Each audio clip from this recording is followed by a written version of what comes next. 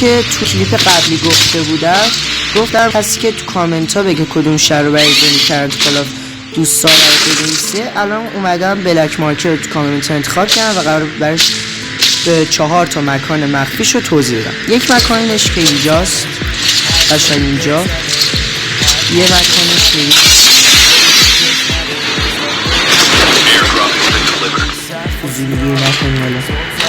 یه مکانش رو این تلویزیونه. هر کسی تو این مپ ببینید با هر هلیکوپتر یا همون انمی رو این نقشه نشون داده میشه. اون نقطه هم خودمم با یک مکان دیگه.